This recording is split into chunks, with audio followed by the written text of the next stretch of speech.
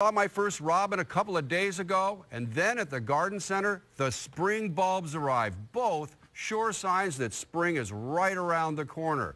These bulbs are kind of interesting. When we get our fall bulbs in, we plant those in the fall, and we know that they're all perfectly winter hardy. The spring bulbs are a little more confusing, though. You have bulbs and tubers that are hardy, and you have other ones that are not, that need to be dug out in the fall. So how do you tell? Well, on the back of the package, it's going to say zone 5 through 7 or 7 through 10 or something like that. You need to remember that we here are in zone 5. So you want to see the number zone 5 or lower to make sure that it's a plant that's hardy here. Anything higher than that is something that we can grow here, but more of a seasonal thing that needs to get dug out in the fall.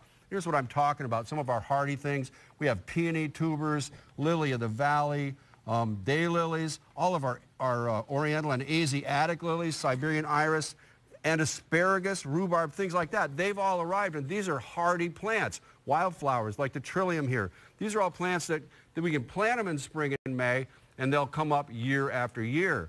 But on the other side, we'll have plants like gladiolus, like they have collections here, and dahlias, things like that, our elephant ears, acidanthera, and of course our potatoes, which we harvest, and our onion sets. These are non-hardy bulbs, but there's a couple of those that want to get a head start. The dahlias, people kind of complain a little bit they have to remove them in the fall, but if you've ever grown a 4 to 5 foot, 6 foot dahlia with gigantic flowers on it, it's really worth the effort. And cannas, like this, beautiful striped foliage, lovely flowers.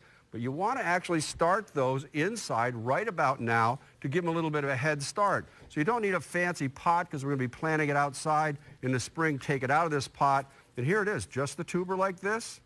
And all I'm going to do is nestle it very shallowly into the soil and barely cover it with some more soil, and then I'll water it in. I don't need a ton of light on this once I water it in, but I just need to keep it warm to get it to sprout.